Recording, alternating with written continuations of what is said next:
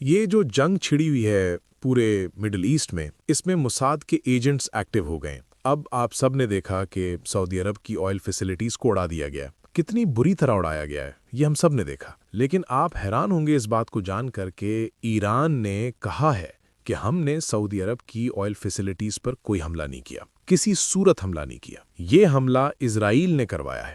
یعنی ان کا کہنا یہ ہے کہ ہم ابھی تک جو اٹیک کر رہے ہیں وہ امریکن اور اسرائیلی انٹرسٹ پر اٹیک کر رہے ہیں، یعنی ملٹری بیسز پر یا ہوٹلز میں کہیں یو ایس نیوی کے لوگ ہوں یا کسی بلڈنگ میں ہوں، ہمیں پتہ ہے ہم وہاں پر اٹیک کر رہے ہیں، یا ہم فوجی اڈوں پر اٹیک کر رہے ہیں، یا ہم سفارت خانوں پر اٹیک کر رہے ہیں، یا دیگر جگہوں پر اٹیک کر رہے ہیں، یا ہمیں پتہ چلتا ہے کہ عرب ممالک میں کسی بلڈنگ میں یا کسی جگہ پر اسرائیلی یا امریکی آئے ہوئے ہیں تو ہم وہاں پر اٹیک کرتے ہیں، ان کی کمپنیز کو اٹیک کرتے ہیں بس۔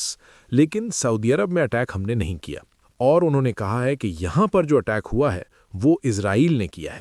انہوں نے کہا ہے کہ یہ پورا کھیل اسرائیل نے رچایا، نام ایران پر لگا کر، تاکہ عرب ممالک کو پوری طرح جنگ میں ڈھکیل دیا جائے ایران کے خلاف۔ اور انہوں نے کہا ہے کہ اصل گیم پلان اب یہ ہے کہ عرب ممالک سے اٹیک کروایا جائے ایران پر۔ انہوں نے کہا جی ہم نے تو یہ کام نہیں کیا، ہم نے تو جہاں پر اٹیک کرنا تھا ہم نے وہ کیا۔ اب آپ اندازہ کریں، یہ صورتحال ہے کہ ایران نے سعودی عرب کو بھی کنوے کر دیا ہے میسج کہ آپ کی آئل فیسلٹیز پر ہم نے اٹیک نہیں کیا۔ اب یہاں تک تو چلیں معاملہ سمجھ آتا ہے۔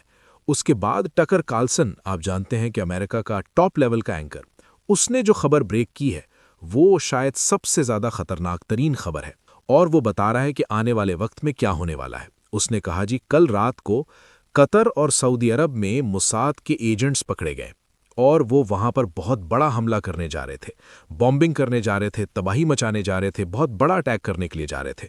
اور اس نے کہا مجھے ابھی تک یہ بات کی سمجھ نہیں آ پا رہی کہ ان دو عرب ممالک میں اسرائیل کیوں اٹیک کروانے کے لیے جا رہا تھا، اور انہوں نے پکڑ لیا ہے گورنمنٹ نے۔ اب ظاہر سی بات ہے یہ خبر یا انٹیلیجنس سعودی عرب کو اور قطر کو ایران دے سکتا ہے، یا کوئی اور صورتحال، یا ان کی اپنی بھی کسی نہ کسی طرح ان کو پتہ چل گیا۔ پلان ان کا یہ تھا کہ یہاں پر اٹیک کر کے نام ایران پر لگا دیا جائے کہ اس نے یہ کام کیا۔ انہوں نے کہا جی ہم نے تو یہ کام نہیں کیا۔ اب اس صورتحال کے اندر انہوں نے کہا، اب ٹکر کارلسن کہتا ہے مجھے تو یہ بات سمجھ نہیں آتی کہ وہ تو ایران کے خلاف نہیں تھے، یعنی وہ تو عرب ممالک کے ساتھ اسرائیل مل کر کیا ایران کے خلاف نہیں تھا؟ لیکن اس نے کہا ہے کہ اسرائیل اب یہ چاہتا ہے کہ قطر سمیت ہر جگہ پر اٹیک ہو، لیکن اس کا الزام لگ جائے ایران کے اوپر۔ تو یہ صورتحال اس وقت کی سب سے خطرناک صورتحال ہے جو اس وقت سامنے آئی ہے۔ اب خالی معاملہ یہاں تک نہیں آیا، یہ بڑی تباہ کن صورتحال ہے جو مکمل طور پر بتا رہی ہے کہ آنے والے وقت میں